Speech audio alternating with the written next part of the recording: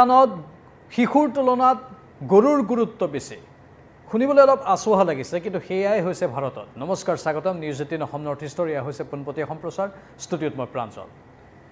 খবৰ মধ্যপ্ৰদেশৰ বিধানসভাত যি তথ্য দাখিল কৰা হৈছে সেই তথ্যৰ আধাৰত এইখিনি কথা আমি সদৰি কৰিছোঁ আৰু মধ্যপ্ৰদেশত কি চলিছে মধ্যপ্ৰদেশত পৰিপুষ্টিৰ ক্ষেত্ৰত শিশুৰ তুলনাত গৰুৰ গুৰুত্ব বেছি হৈছে আপুনি মন কৰিব যেটো আমি ইয়াত লিখিছো কথা যে গৰুৰ নামত 40 টকা আৰু পুষ্টিহীনতাত ভোগা শিশুৰ নামত মাত্ৰ 12 টকা হেতু এটা দৈনিক হিচাপ আৰু সেই দৈনিক হিচাপৰ কথাই চৰকাৰে কিমান পুঁজি আবণ্টন দিয়ে সেই পুঁজিৰ কথাই বিধানসভাত উল্লেখ কৰা হৈছে আৰু বিধানসভাৰ পৰা এইখিনি তথ্য পোৱা গৈছে আৰু সেই বিধানসভাত কোৱা হৈছে মধ্যপ্ৰদেশৰ যে পৰিপুষ্টি যোগানৰ ক্ষেত্ৰত চৰকাৰে যোগান ধৰা পুঁজিৰ তথ্য ৰাজ্য বিধানসভাত দাখিল কৰা তথ্য অনুসৰি পুষ্টিহীনতাত ভোগা 21 কোটি শিশুৰ নামত ৰাজ্যখনত দৈনিক 8 পৰা 12 টকা খৰচ কৰা হয় অথচ ৰাজ্যখনত এটা গৰুক খুৱাৰ বাবদ চৰকাৰে দৈনিক 40 টকা ব্যয় কৰে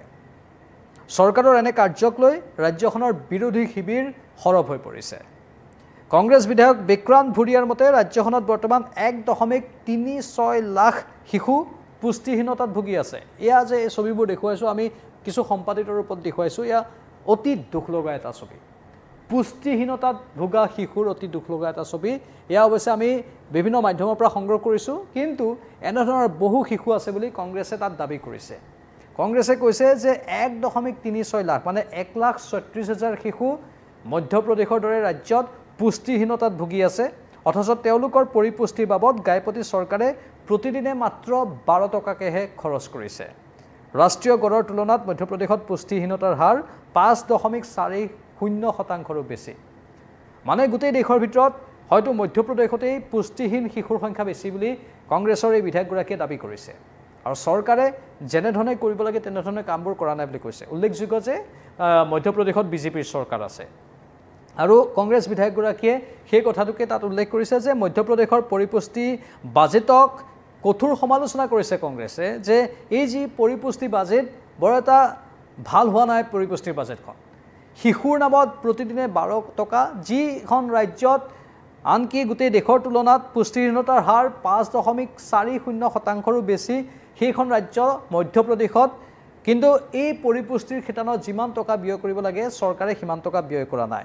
ৰাজ্যখনৰ শিৱপুৰ ধৰ খাৰগোন বাৰৱানী চিনৱাৰা আৰু বালাঘাটৰ দৰে জনজাতীয় বসতি প্ৰধান জিলাসমূহত এই অৱস্থা আৰু অধিক উদ্বেগজনক বুলি তেওঁলোকে দাবী কৰিছে এই জিলাবোৰত এই স্থানবোৰত জনজাতীয় স্থানবোৰত এই অৱস্থা অতি শোচনীয় বুলি কংগ্ৰেছে দাবী কৰিছে আৰু তেওঁলোকে এটা কথা কৈছে যে স্বাভাৱিকতেই মানুহৰ শিশুৰ নামত অলপ গুৰুত্ব দিয়াটো প্ৰয়োজন কাৰণ মানুহে মানুহৰ কথা যদি নাভাবে এখন চৰকাৰ থকা পাছতো জনসাধাৰণৰ এখন চৰকাৰ থকা পাছতো যদি সেই চৰকাৰখনে সেই ৰাজ্যখনৰ নিজৰ ৰাজ্যখনৰ শিশুসকলৰ কথা যদি নাভাবে তেনেহলে ভাবিব কোনে তাৰ বিপৰীতে গৰুৰ নামত প্ৰতিদিনে 40 টকা ব্যয় কৰা হৈ আছে সেই পৰিমাণটো বেছি বুলি কোৱা হৈছে একোটা গৰুৰ নামত প্ৰতিদিনে গৰুক খুৱাৰ বাবদ যি খাদ্য গৰুক দিব লাগে সেই খাদ্যৰ নামত প্ৰতিদিনে 40 টকা ব্যয় কৰা বুলি কংগ্ৰেছে দাবী কৰিছে আৰু একোটি মানুহৰ শিশুৰ নামত 8 পৰা 12 টকা খৰচ কৰা কথাটো উদ্বেগজনক বুলি তেওঁলোকে সদৰি কৰিছে স্বাভাৱিকতে জীৱ-জন্তুৰ প্ৰতি মৰম থাকিব লাগিব জীৱ-জন্তুক আদৰ কৰিব লাগিব জীৱ-জন্তুক লালন পালন কৰিব লাগিব কিন্তু খুদ যি সময়ত মানুহৰ শিশুৰ অৱস্থাই অতি শোচনীয় খাবলৈ পোৱা নাই পুষ্টিহীনতাত ভুগিছে গাৰ হাড় ওলাই গৈছে গৈ অতি দুখ লগা ছবি সেইবোৰ ছবি যদি চাবলৈ যোৱা যায় তেনেহলে এই ছবিবোৰ দেখিয়ে অনুমান কৰিব পাৰিছো পুষ্টিহীনতাত ভুগা শিশুৰ অৱস্থা কিমান শোচনীয় হ'ব পাৰে এই দুখ লগা ছবিবোৰ চাওক চকুৰ সন্মুখত যেতিয়া থাকিব তাতে আকৌ গোটেই দেশৰ ভিতৰতে মধ্যপ্ৰদেশত পুষ্টিহীনতাত ভুগা শিশুৰ সংখ্যা সৰ্বাধিক বুলি কোৱা হৈছে তাৰ পাছত ই চিন্তাৰ সৃষ্টি কৰিবই সেই কথাটোৱে তেওঁলোকে দাবী কৰিছে বা কৈছে যে এই ক্ষেত্ৰত চৰকাৰে এটা সুনিৰ্দিষ্ট পদক্ষেপ গ্ৰহণ কৰিব লাগে যিকোনো প্ৰকাৰে 1,36,000 যি শিশু পুষ্টিহীনতাত ভুগা বুলি তেওঁলোকে উল্লেখ কৰিছে সেই সংখ্যাটো হ্ৰাস কৰিবলৈ চাব লাগে যাতে এই সকল শিশুক পৰ্যাপ্ত খাদ্য যোগান ধৰিব পৰা যায় তেওঁলোকক পৰ্যাপ্ত প্ৰটিন যোগান ধৰিব পৰা যায় যাতে তেওঁলোকৰ বিকাশ ভালদৰে হয় কাৰণ সেই শাৰীৰিক বিকাশৰ লগত মানসিক বিকাশৰ কথাও জড়িত হৈ আছে আৰু এই দৰিদ্ৰ লোকসকলৰ মাজতেই নিচাগ্ৰস্ত হোৱাৰ প্ৰৱণতা বেছি দেখিবলৈ পোৱা যায় এফালে তেওঁলোকে উপযুক্ত খাদ্য খাবলৈ পোৱা নাই যিয়ে তেওঁলোকৰ বিকাশত বাধা দিছে